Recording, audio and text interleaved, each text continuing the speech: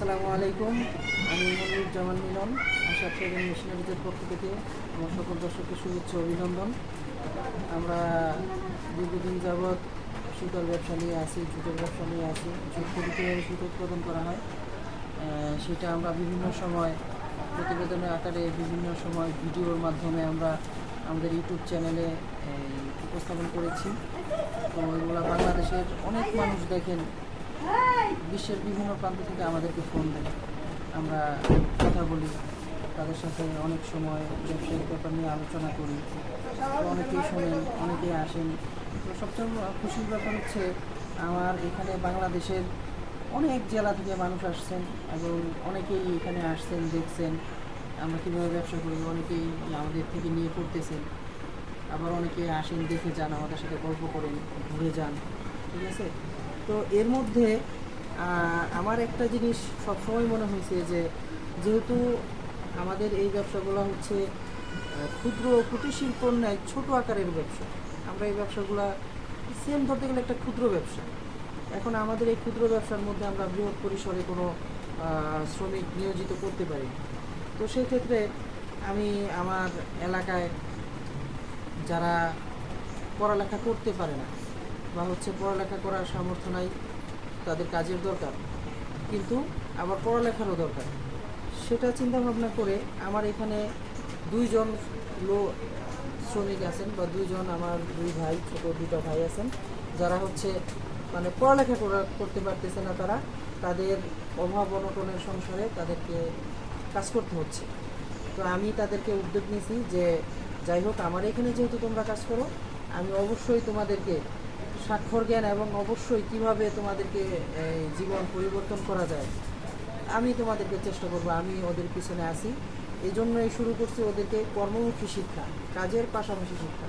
আমার এখানে ওরা কাজ করে 5 ঘন্টা, 6 ঘন্টা, 7 ঘন্টা কাজ করে। তারপর আমি কী করছি, ওদেরকে পড়ার একটা পার্ট আমি শুরু করছি, যে আমার এখানে কাজ করবে এত ঘন্টা, করার পর আমি তাদেরকে এখানে পড়াবো। তখন এই যে আমার এখানে আজকে ওরা কাজ করছে, কাজ যদিও আমাদের এখানে কাজের পরিমাণ এখন কম, কাজের চাপও কম, যার জন্য আমি ওদেরকে বলছি এই সময়টায় ওদেরকে আমি একটু পড়ালেখার দিকে দৃষ্টি দেবো। তো সেই ধারাবাহিকতায় ওরা কিছুই পারে নাই। আমার মনে হয় না ওরা স্কুলে কোনো দিন গেছে কিনা, আমি জানি না, পড়তে পারে না, লিখতে পারে না। তো ওদেরকে শুরু করছি, সবার কাছে দোয়া চাই। এবং আরেকটা কথা হচ্ছে, যারাই এরকম শিশু পাবেন, সমাজে এরকম অনেক শিশু আছে, অনেক লোক আছে যারা আসলে পড়তে পারতেছে না, যাদের পারিবারিক অভাব অনটনের কারণে যা পড়ালেখা স্কুলে যাইতে পারতেছে না। আমি চাই তারা স্বল্প পরিসরে, যে যতটুকু পারেন স্বল্প পরিসরে, আমি 2 জনকে পারতেছি, আমি 2 জনকে করাচ্ছি। এরকম সমাজে অনেক বিত্তবান লোক আছেন, যারা একটু সহযোগিতা করলে, উদ্যোগ নিলে আমাদের সমাজ পরিবর্তন হবে, শিক্ষিত সমাজ গঠন হবে। তো যাই হোক, সবার কাছে দোয়া চাই, ওদের 2 জনের জন্য দোয়া চাই, ওরা যেন ভালো মতো শিখতে পারে, পড়তে পারে। সব কথার বড় কথা হচ্ছে জাস্ট পড়া, লেখা, এই হচ্ছে। আমি আগে এখান থেকে ওদেরকে স্বাক্ষর জ্ঞান সম্পর্কে একটা ধারণা দিব। তারপর যখন দেখবো খুব বেশি ভালো পারে, তখন আমি তাদেরকে চেষ্টা করব যেন স্কুলে তাদেরকে দেওয়া যায় কিনা কাজের মাধ্যমে, বা আমার এখানে কোনো কর্মমুখী একটা স্কুল করা যায় কিনা, সেই একটা চিন্তা ভাবনাও আমার আছে, যে ওরা এখানে কাজ করবে, কাজের পাশাপাশি এরকম কোনো শিশু বাচ্চা যদি আমার সমাজে আরও থাকে, আমি তাদেরকে নিয়ে আসবো, এনে তাদেরকে কর্মমুখী শিক্ষা, প্লাস যদি কেউ কাজ না করতে চায় কিন্তু পড়ালেখা করতে চায়, তাদেরকেও আমি তাদেরকে বিনা পারিশ্রমিকে আমি তাদেরকে শিক্ষা দেব ইনশাআল্লাহ।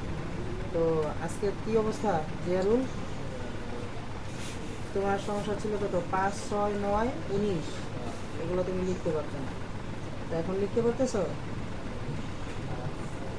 6, 9, 19। আর তোমার সরাসরি হয়ে গেছে সবগুলো, না? যাক, মাশাআল্লাহ, খুব সুন্দর হয়েছে।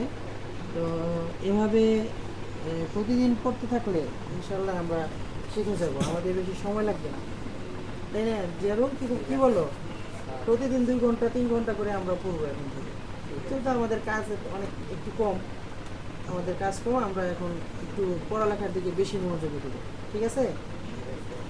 তো কালকের যে বাড়ির কাজ দিছি এগুলা কিন্তু অবশ্যই করতে হবে, এবং যে পড়া দিছি অবশ্যই এটা করতে হবে, ঠিক আছে? তো আর সবার কাছে দোয়া চাই যেন ভালো কাজ নিয়ে এগিয়ে যেতে পারি। সবাই দোয়া করবেন।